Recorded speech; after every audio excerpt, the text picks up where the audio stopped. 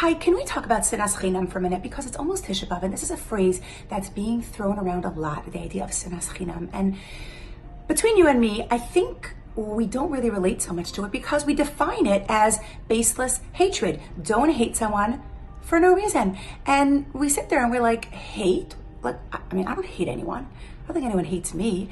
I don't relate to hate. And therefore, we don't really relate to Sinaat Chinam, and we're kind of like, all right, those who hate people, stop hating each other. That's it. The thing is that is a misunderstanding of Sinaat Chinam. Sina does not actually mean to hate. Sina means rejection. And Sinaat Chinam means unjustified rejection.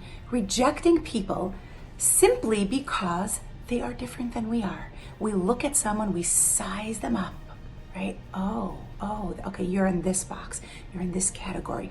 You're different than I am. And we reject people simply because of that. This could happen with friends. This could happen with acquaintances.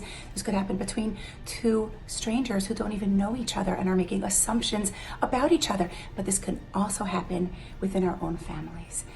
So often we reject our own children because they are different than we are, because they don't follow exactly the same behaviors and philosophies maybe. You know, when it comes to the idea of free will, we celebrate it. We're so happy to have free will, which was the biggest gift we were given by Hashem. Free will, we get to choose our decisions. We get to make our choices. We celebrate our own free will. But when it comes to our children, how dare they exercise their free will? They need to be exactly like I am. And we reject our children simply because they aren't who we want them to be. This is Sinaat Chinam. And this could happen, insert any family member, any friend, anyone that we know. And the way to combat Sinaat Chinam is with Ahavas Chinam. The way to counter unjustified rejection is with radical acceptance. I accept you no matter what, no matter your philosophies, your beliefs, your behaviors. I don't care how different they are from mine. I accept you simply because you are you, simply because you're my brother, you're my sister, you're my child. It doesn't mean you have to agree with or approve of everything they do. We just have to accept them. We each have our own free will. That's what the Torah is all about. Each one of us is so different, and yet Hashem accepts each one of us for who we are. The entire package of us. All we have to do is accept them. You want to love them? That's a different level. We can learn how to love people. We learn to love people by focusing on their strengths. This could only happen once we accept them. But love goes a step further than that. Really learn how to love somebody? We focus on their strengths, we focus on their qualities, and then we define them by those strengths. We define them by their goodness.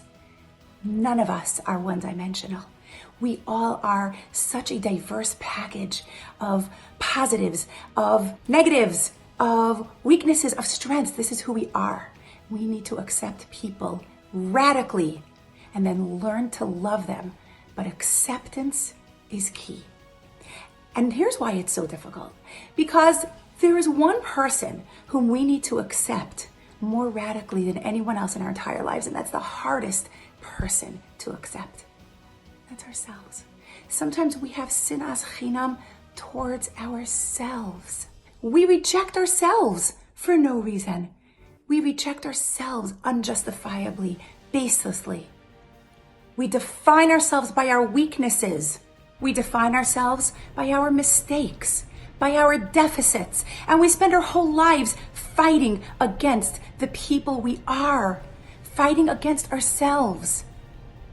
And we become our own worst enemies. We have to start accepting ourselves fully, with the entire package of me, everything that I have to offer, the good, the better, and the beautiful. It's all me. And when we can learn to accept ourselves, then we can learn to accept other people. Because if we have a problem with ourselves, then we feel threatened by anyone who is different than we are. I mean, to be honest, why would I even want everyone to be just like me? Can you imagine 7 billion me's in the world? Oh my gosh, I'd be so bored.